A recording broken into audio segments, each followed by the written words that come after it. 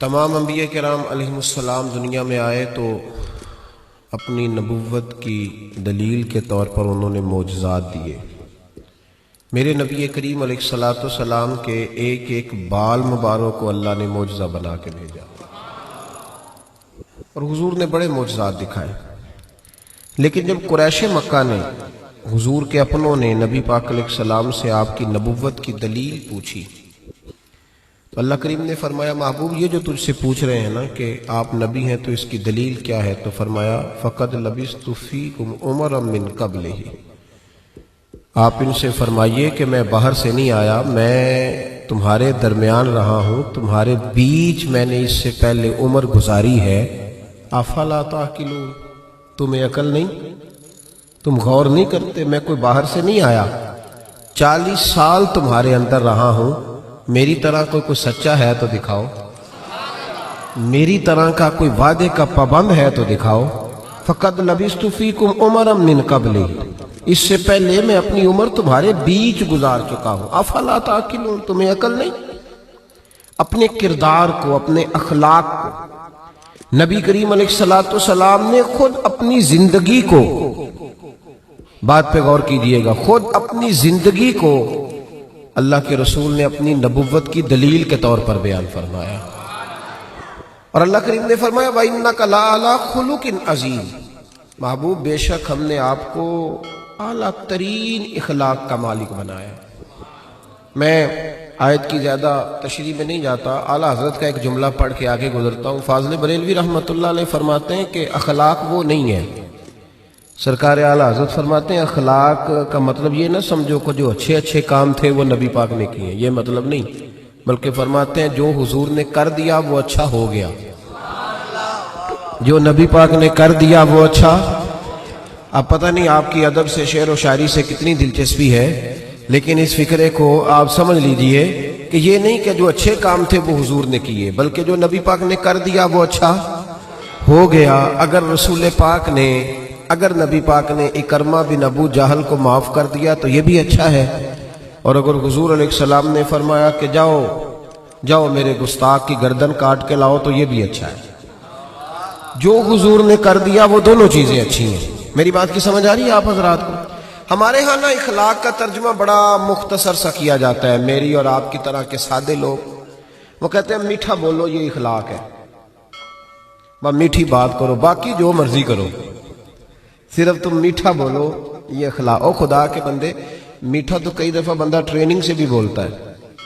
آپ کبھی جہاز کے عملے کے ساتھ سفر کریں نا تو میری طرح کا جو بالکل وہ لو سیٹ پہ بیٹھا ہوتا ہے نا، پیچھے اکانومی میں جو آدمی بیٹھا ہوتا ہے، وہ بھی جب جہاز پہ چڑھتا ہے نا، سواری کرتا ہے، تو وہ جو عملہ جن کی تنخواہیں لاکھوں میں ہیں وہ جی سر جی کہہ کے سوال کا جواب دیتے ہیں۔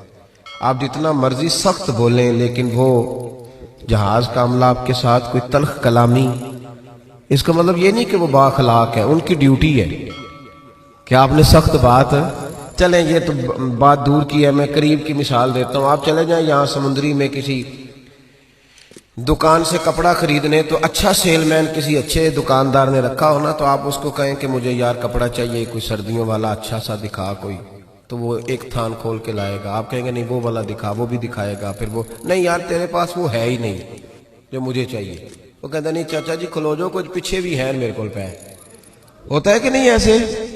وہ پیچھے سے بھی 2-4 تھان اٹھا کے لاتا ہے، کھول کے دکھاتا ہے، بڑا کچھ کرتا ہے، اور یار تجھے پہلے ہی کہا تھا تیرے پاس وہ نہیں جو مجھے چاہیے، تو وہ کہتا ہے جی آپ اس طرح کریں پرسوں آئیے گا، کل مال آنا ہے نیا، یعنی آپ نے اس کو تھکا دیا، ساری دکان کھلوا لی، پھر بھی اس نے غصہ، لیکن جب آپ دکان سے اترے تو پھر اس نے کہا یار دیکھو نخرہ کتنا اس کا۔ تو یہ بتائیں یہ اخلاق ہے کہ ٹریننگ ہے؟ بولیں تو صحیح تھوڑا یار، یہ کیا ہے؟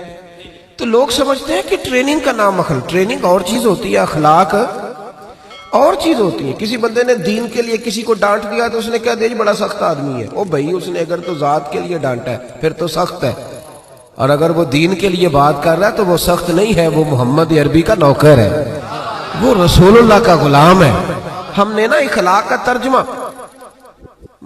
ایک بندہ اخلاق، چلے میں اور سادہ کرتا ہوں، میں خود دیہاتی ہوں نا تو میں اور سادہ کرتا ہوں، ایک بندہ با اخلاق ہوں تو ایک میس نہ ہوں، ان دونوں میں فرق ہوتا ہے، پتہ ہے آپ کو؟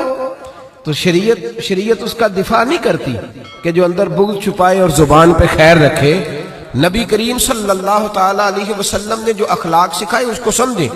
صرف میٹھا بولنے کا نام اخلاق نہیں میرے بھائی، سچ بولنے کا نام اخلاق ہے۔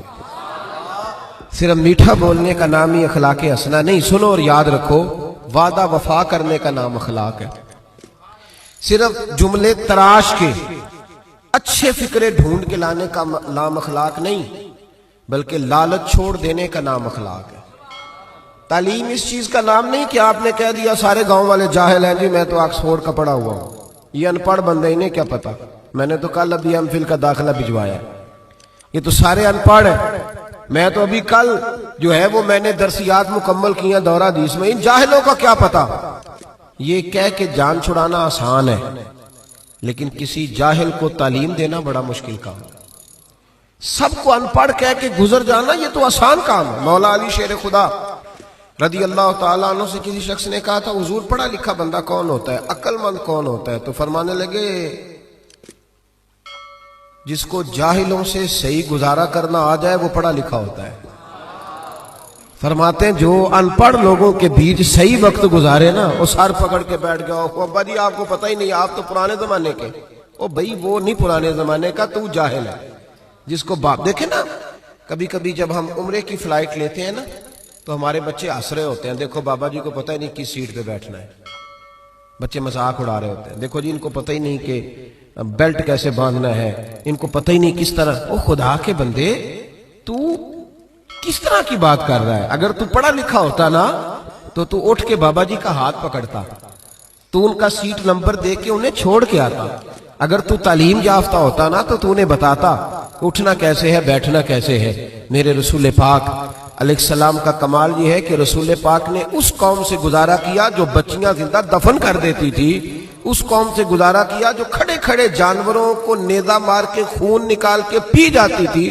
میرے محبوب نے ان لوگوں کے بیچ رہ کے وقت گزارا اور اس طرح کی طبیعتیں بدل دیں کہ کل تک جو بیٹیاں کاٹ ڈالتے تھے اب وہ بیٹی کمرے میں آتی ہے تو اٹھ کے کھڑے ہو جاتے۔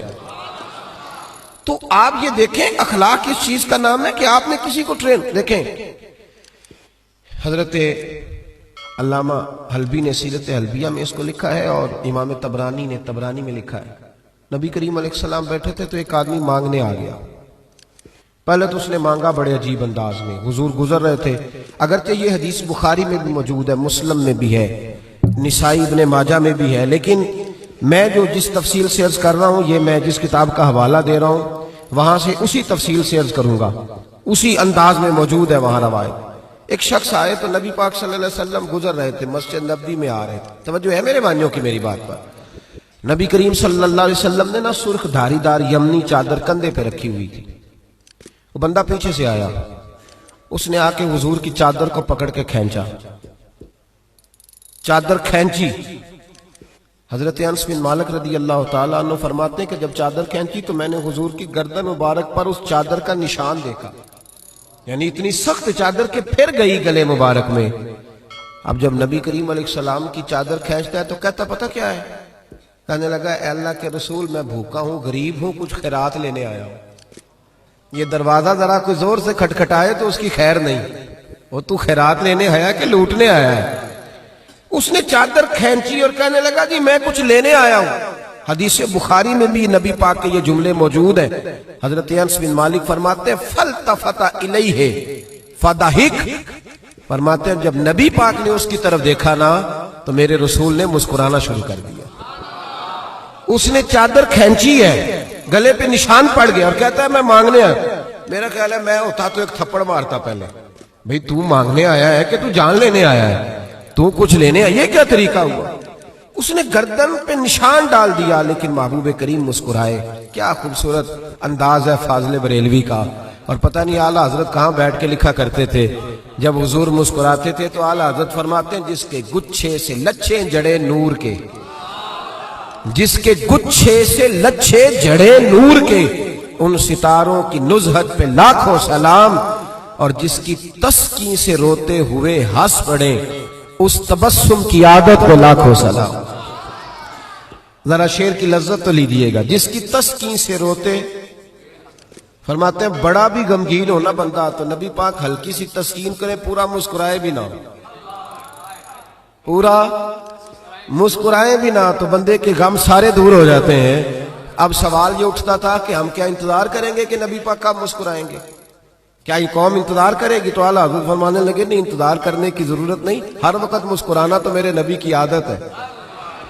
انداز دیکھیے، جس کی تسکین سے روتے ہوئے ہنس پڑے، اس تبسم کی عادت پہ لاکھوں سلام.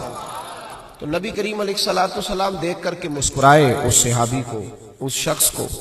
حضور مسکرائے اور نبی کریم گھر لے آئے. عشاء کا وقت قریب ہو گیا. رسول کریم علیہ السلام، یہ لفظ بخاری کے نہیں ہیں، یہ صاحب سیرت الانبیاء کے. دیکھیں کتنے محتاط انداز میں بات کر رہا ہوں، کیونکہ زمانہ بدل گیا ہے نا، حالات بدل گئے. غیروں کی بات نہیں، اپنوں کو بڑی دلیلوں کی ضرورت ہے.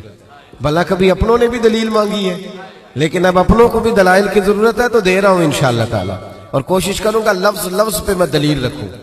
بھائی غور کریں اور سمجھیں اس پہلو کو. نبی کریم صلی اللہ تعالی وسلم گھر لے آئے، عشاء کے اوقات تھے، حضور نے کچھ دیا، بہت زیادہ دیا حضور نے، اور میرے کریم سے گر قطرہ کسی نے مانگا، دریا بہا دیے ہیں. اب یہ لفظ بھی سیدھا کرنا ہے، یہ دربے نہیں ہے، یہ در بے بہا دیے. در علیحدہ ہے اور بے بہا علیحدہ ہے. یہ بھی دیکھیں نا، فاضل بریلوی کا کلام ہے نا، ذرا سمجھ کے پڑھنا پڑتا ہے. دریا بہا دیے ہیں، در بے بہا دیے ہیں. اب شعر سمجھ میں آئے گا آپ کے. تو بڑا کچھ دیا اللہ کے رسول صلی اللہ علیہ وسلم نے، عطا کیا. تو وہ پتہ کیا کہتا ہے حضور سے جس کو دے رہے ہیں؟ وہ کہنے لگا جی میں نے تو بڑی تعریف سنی تھی، تو آپ نے معاذ اللہ کچھ بھی نہیں دیا. میں نے سنا تھا جھولیاں بھر جاتی ہیں، تو یہ کیا دے رہے ہیں؟ توجہ ہے میری بات پر؟ مطلب یہ کہ اگر آپ کھڑے ہو نا کسی اشارے پہ، گاڑی کی بریک لگائیں تو مانگنے والے نے شیشے پہ دستک دی، تو شیشہ نیچے کر کے 10 روپے تھمائے، تو اس نے کہا یہ کیا دے رہے ہو؟ 100 کا نوٹ دو. 10 بھی کھول ہی دینے آکی دل ہے انہاں دے نا، جو تو 100 لفظ ہی ہوتا لے لے. تو بھائی کو چھیننے آیا ہے. ایسے ہی ہوتا ہے کہ نہیں ہوتا؟ صحیح کہہ رہا ہوں میں؟ تو یہ کیا بات ہے؟ کہنے لگا جی میں نے بڑی تعریف سنی تھی، تو آپ کیا دے رہے ہیں؟ جب اس نے یہ لفظ کہے تو حضرت عمر فاروق نے تلوار نکالی، فرمایا میں تیری گردن اتار دوں گا. میرے محبوب نے فرمایا عمر تم نہیں جانتے، پیچھے ہٹ جاؤ. حضور گھر لے گئے، ازواج مطہرات کے پاس جو کچھ تھا سارا ہی اسے عطا کر دیا. سیدہ فاطمہ کے گھر میں جو کچھ تھا سارا دے دیا.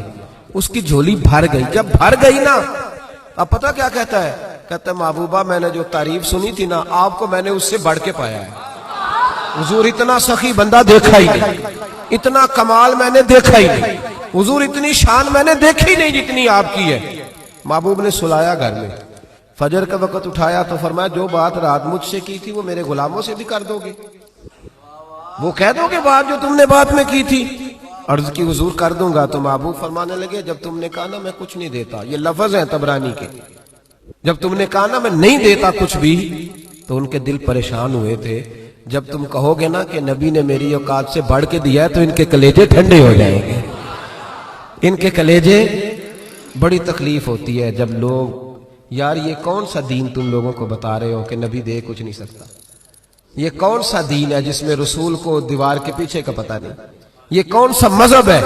یہ کون سا دین ہے جس میں D P O R P او تو با اختیار ہو اور محمد اور علی اتنے بھی با اختیار نہ ہو؟ یہ کون سی تبلیغ کر رہے ہیں؟ اور مجھے بتاؤ کون سا رنگ قوم کو دے رہے ہیں؟ کون سا رنگ؟ تم یہ تو بتا رہے ہو کہ جو چیف آف آرمی سٹاف ہو اس کی بڑی طاقت ہوتی ہے، خبردار لوگ ڈرتے ہیں، اور کہہ رہے ہو نبی کے پاس قوت ہی کوئی نہیں ہوتی. اس سے تکلیف ہوتی ہے رسول اللہ کے غلاموں کو. اور یہ وہ رنگ ہے جس کو خود میرے نبی پاک نے بیان فرمایا ہے کہ انہیں تکلیف ہوتی ہے. صبح فجر کے وقت حضور اس صحابی کو لائے مسجد میں، اس غلام کو، ان پڑھ تھے، دیہاتی تھے، ابھی سمجھ نہیں تھی. حضور لائے تو فرمایا رات جو میرے ساتھ بات کی تھی ذرا میرے غلاموں کے ساتھ بھی کر دے. تو وہ صحابہ کو دیکھ کے کہنے لگے یار میں نے جتنی تعریف سنی تھی نا، رسول پاک کو بڑھ کے پایا ہے. کیا حضور کی سخاوت ہے کہ یہ تو تیز آندھی سے بھی زیادہ سخاوت کرنے والے ہیں. اب ذرا ایک بات پہ غور کریں جو میں آپ کو سمجھانا چاہتا ہوں. اب جب وہ صحابی یہ بات کہہ رہے تھے نا تو صحابہ خوش ہو رہے تھے. اب سرکار دو عالم علیہ السلام نے ایک مثال بیان فرمائی، وہ سمجھ لینا میرے بھائی. حضور فرمانے لگے میرے غلاموں میری اور تمہاری مثال اس آدمی کی طرح ہے جس کی اونٹنی بھاگ گئی تھی، لوگ اس کو پکڑنے کے لیے دوڑ رہے تھے، اسے نیزے مار رہے تھے، قابو کرنا چاہتے تھے، اس کی ناک میں نکیل ڈالنا چاہتے تھے، لیکن وہ کسی کے قابو نہیں آ رہی تھی۔ فرمایا میری اور تمہاری مثال اس آدمی کی طرح جس کی اونٹنی بھاگ گئی، مالک موجود نہیں تھا، وہ بے قابو ہو گئی، پاگل ہو گئی، لوگ پکڑتے ہیں، قابو نہیں آتی۔ کریم رسول فرمانے لگے پھر اس کا مالک آ گیا، پھر وہ مالک آ گیا، پھر اس نے کہا تم پیچھے ہٹ جاؤ، تمہیں نہیں پتا، اونٹنی میری ہے تو طریقہ بھی مجھے ہی آتا ہے، مجھے سلیقہ آتا ہے سنبھالنے کا، چونکہ اونٹنی میری ہے۔ میرے حبیب کریم علیہ السلام فرمانے لگے اس نے تھوڑا سا چارہ اٹھایا، اپنی اونٹنی کو دکھایا، وہ اونٹنی دوڑتی ہوئی مالک کے پاس آئی، مالک نے اونٹنی کی پشت پہ ہاتھ بھی پھیرا، چارہ بھی کھلایا، اور پھر اس کے ناک میں نکیل ڈال دی، اور پھر اسے باندھ دیا۔ لوگوں سے کہنے لگا تم جاؤ، اونٹنی میری ہے تو طریقہ بھی مجھے ہی آتا ہے۔ میرے کریم رسول فرمانے لگے امت میری ہے تو سنبھالنے کا طریقہ بھی مجھے ہی آتا ہے، یہ مجھے آتا ہے طریقہ، اس کو سنبھالنا کیسے؟ رب ہب لی امتی کہتے ہوئے پیدا ہوئے، حق نے فرمایا کہ بخشا الصلاۃ والسلام، مجھے طریقہ آتا ہے سنبھالنے کا۔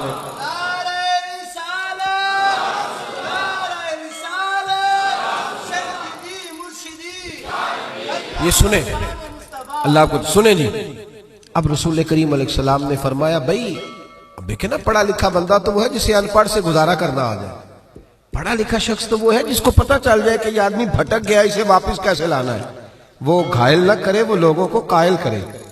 وہ یہ نے کہا جا دوڑ جا، تجھے کیا پتا بات کیسے کرنی ہے، بلکہ وہ کہے آ بیٹھ جا، جب تک تیری تسلی نہیں ہوگی میں تجھے جانے نہیں دوں گا، آ جا بیٹھ جا بھائی۔